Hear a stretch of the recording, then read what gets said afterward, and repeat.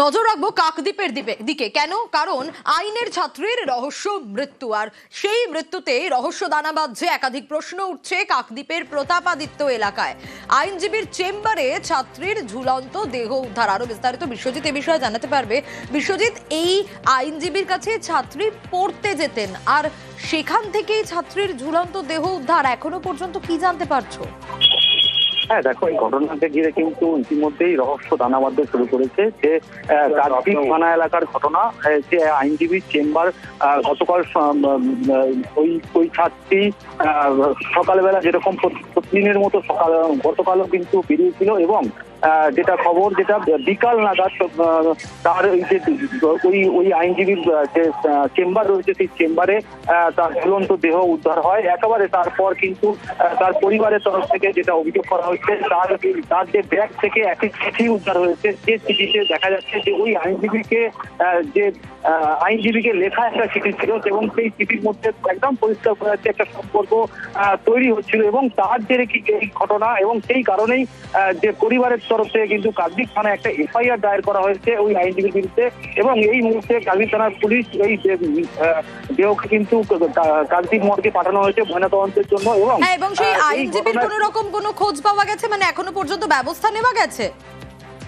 না দেখো, এখনো পর্যন্ত কিন্তু আইনজীবী তিনি কিন্তু কোথায় রয়েছেন কেউ এখন কিন্তু জানে না, এবং তার খোঁজ কিন্তু ইতিমধ্যেই পুলিশ তদন্ত শুরু করেছে এবং তার খোঁজ চালানো হচ্ছে। বেশ। রুমে আমার মেয়ে ঝুলন্ত অবস্থায়, এটাই দেখেছি। আর সিসিটিভি ফুটেজটা আমি দেখতে পাইনি।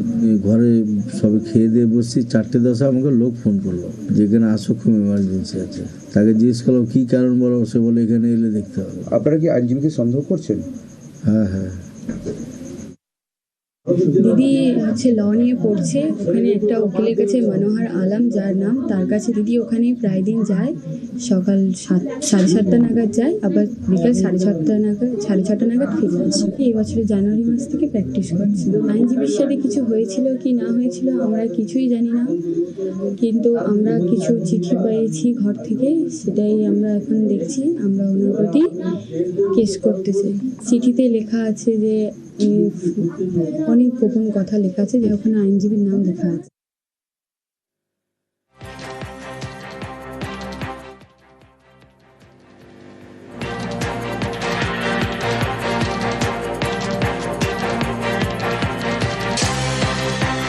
নজর এবার দেগঙ্গার দিকে। সরকারি খাল দখল দেগঙ্গায়। দিনে দুপুরে মাটি ফেলে ভরাট করা হচ্ছে খাল, আর পরে সেই জমি বিক্রির ছক।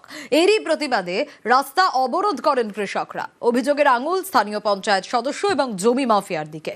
মানতে নারাজ পঞ্চায়েত সদস্য।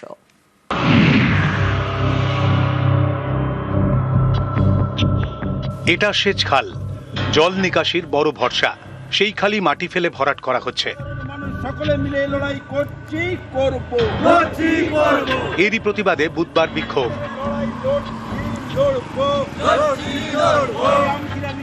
উত্তর 24 পরগনার দেগঙ্গা। এখানেই চাঁপাতলা গ্রাম পঞ্চায়েতের কেয়াডাঙ্গা। গা ঘেঁষে বয়ে গিয়েছে সেচ দফতরের খাল। 100 বছরেরও বেশি পুরনো। খালের দুপাশে বিঘার পর বিঘা চাষের জমি। এই সেচ খাল কৃষকদের বড় ভরসা। এমন একটি খালেই নজর পড়েছে চাঁপাডাঙ্গা পঞ্চায়েতের তৃণমূল সদস্য মোহাম্মদ হাসানুজ্জামান এবং জমি মাফিয়ার। দিনে দুপুরে মাটি ফেলে ভরাট করা হচ্ছে খাল, তারপর সেই জমি বিক্রির ছক। এরই প্রতিবাদে পথে নামেন কৃষকরা, রাস্তা অবরোধ করেন। আমরা চাঁপাতলার মানুষ, চাষি মানুষ, চাষ করে খাই। এই জল নিকাশি ব্যবস্থা যদি বন্ধ করে দেয় কোনো দালাল বা কোনো মাফিয়া, তার জন্য আমরা ক্ষতিগ্রস্ত হয়ে পড়ব। ঘটনা হচ্ছে, এখন এইটাকে যদি আটকে দেওয়া হয়, তাহলে গ্রামের মানুষ বুড়বে। আটকে দিচ্ছে এই জমির মালিক, এরা হচ্ছে মানে বর্তমান মেম্বার হাসানুজ্জামান, ওনার চাচা রফিকুল ইসলাম। হ্যাঁ, ওরা নিকাশি নালার ওরা বন্ধ করে এখানে ওরা কি করবে। ওখানে মাটি আজ থেকে 4 বছর আগে ওখানে মাটি ওখানে জমানো আছে, যার মাটি সে ওই মাটিটা মানে সমান করা হচ্ছে। আর বিশেষ করে মেম্বার বা কিছু কিছু আছে লোকের কাছে মানে কালি লাগানোর একটা চক্র। আপনি গিয়ে গিয়ে দেখে আসেন, কেউ যদি মিথ্যে কথা বলে না, সেটা কিছু করার নেই।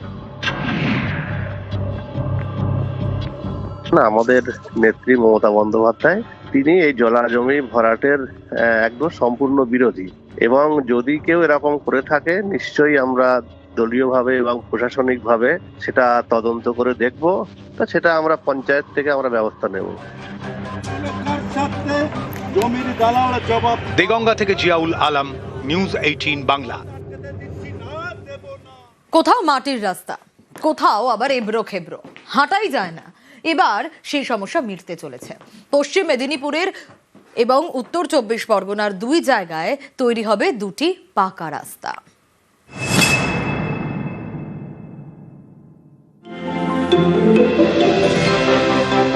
একসময় রাস্তা ছিল পিচের। স্থানীয়দের অভিযোগ এখন যাতায়াত করা মানেই দুর্ভোগ। এবার এই সমস্যা মিটতে চলেছে। উত্তর 24 পরগনার বসিরহাটে তৈরি হবে পিচের রাস্তা। বুধবার রাস্তার কাজের শিলান্যাস হয়।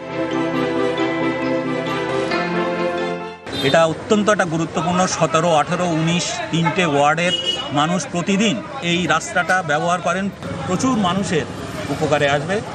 বসিরহাটের দিঘি রোড 2.5 কিলোমিটার এই রাস্তা তৈরির জন্য প্রায় 8 কোটি 18 লক্ষ টাকা বরাদ্দ করেছে পূর্ত দপ্তর।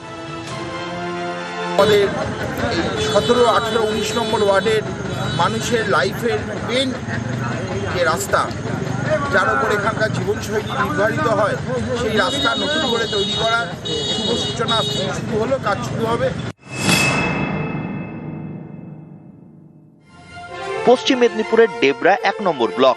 এখানকার ভীমপুর এবং আমদাননগরের বেশিরভাগ বাসিন্দাই আদিবাসী। এই এলাকাতে ঢালাই রাস্তা তৈরি হবে, যা গ্রামের প্রথম পাকা রাস্তা। এখান থেকে নদী বাঁধ গিয়ে পাটনাও যেতে পারে। এখান থেকে আমাদের শিশু শিক্ষা কেন্দ্র আছে, সামনে একটা প্রাথমিক বিদ্যালয় আছে। এই রাস্তাটা হওয়ার জন্য অনেকখানি উপকৃত। স্থানীয়দের দীর্ঘদিনের দাবি গ্রামে পাকা রাস্তা হোক।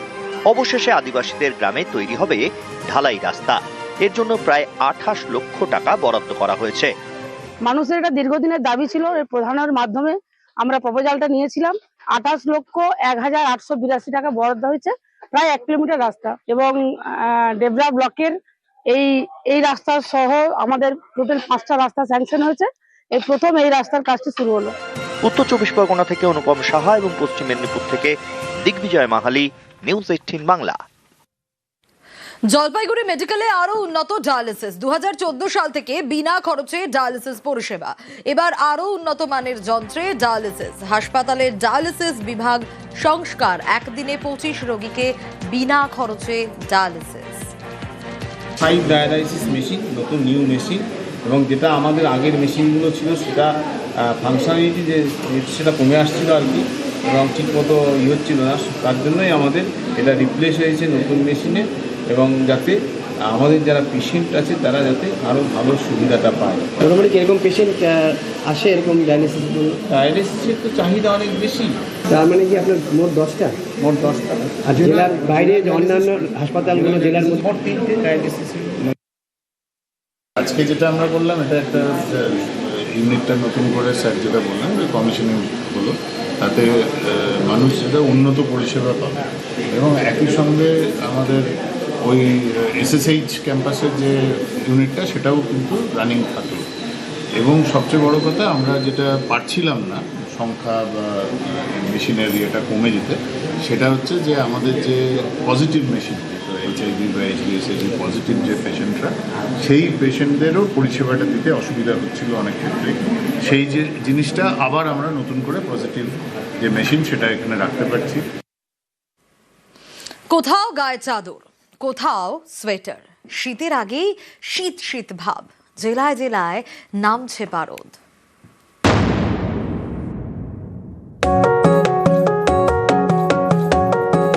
কুয়াশার চাদরে ময়দান,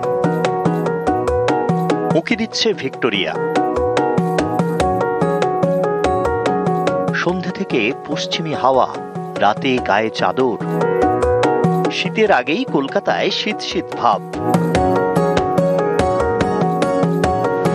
বুধবার কলকাতার তাপমাত্রা নামে 17-র ঘরে, যা মরশুমের সবচেয়ে কম বলে দাবি আবহাওয়া দপ্তরের।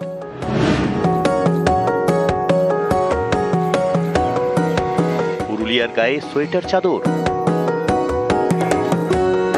পারদ নেমেছে 15 ডিগ্রিতে। আগুন জ্বালিয়ে হাত সেঁকছে ভোরের বাঁকুড়া। তাপমাত্রা 15 ডিগ্রির আশপাশে। ঝাড়গ্রামে তাপমাত্রা আরো কম, প্রায় 13 ডিগ্রিতে। পূর্ব মেদিনীপুরের দীঘা, এখানে সমুদ্রের পাড়ে চাদর গায়ে পর্যটকরা।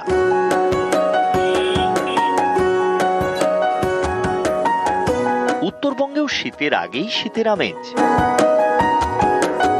দার্জিলিং এ তাপমাত্রা 8 ডিগ্রির আশেপাশে।